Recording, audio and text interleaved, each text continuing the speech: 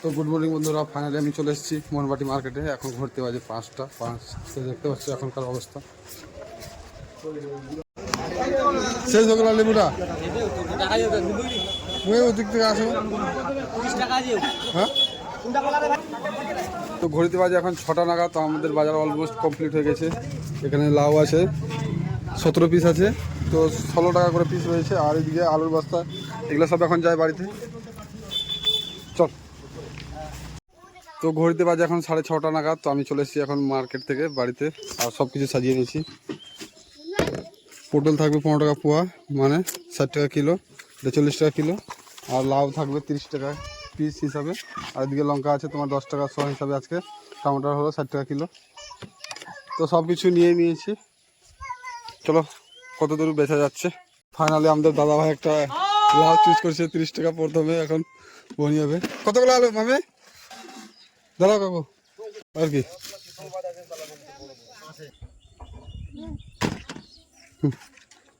বাজে এখন 7টা নাগাদ। তো আমি মোড়ের মাথায় চলে এসেছি, দেখতে পাচ্ছ এখন সব। কতগুলো আলু পেঁয়াজ? Half kilo 25। তো ঘড়িতে বাজে এখন 7:43। তো আমি আমাদের পাড়াতে হয়ে গেছে বিক্রি, সামনে যাচ্ছি। কি করছিস রে? মোবাইল দেখতে থাক। আজকে ওয়েদারটা বেশ ভালোই আছে, আর সকালবেলা প্রচুর বৃষ্টি পড়তেছিল, এখন অবশ্যই বৃষ্টি পড়ছে না। কয় কিলো হয়ে যাবে? 1 কিলো। তো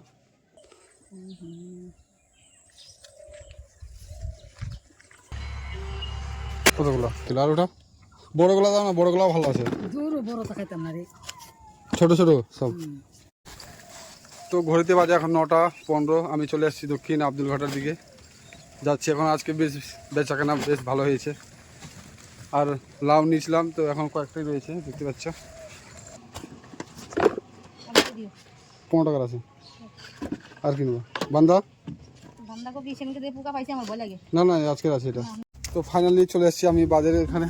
তো এখানে একটা বোর্ড দেখতে পেলাম, সাইনবোর্ড। এখানে কি লেখা আছে? সিধা যাবো পিরোজপুর, আর এদিকে আব্দুল ঘাটা এই সাইডে চণ্ডীতলার দিকে আছে।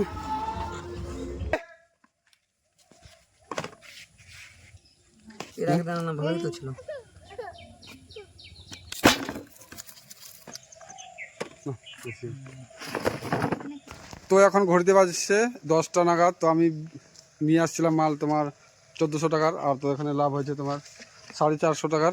তো আজকের মতন এখান থেকে শেষ করছি। দেখা হবে অন্য কোনো ভালো ব্লগে। তোমরা ভালো থাকো, সুস্থ থাকো, দেখতে থাকো তাপ্পি ব্লগ।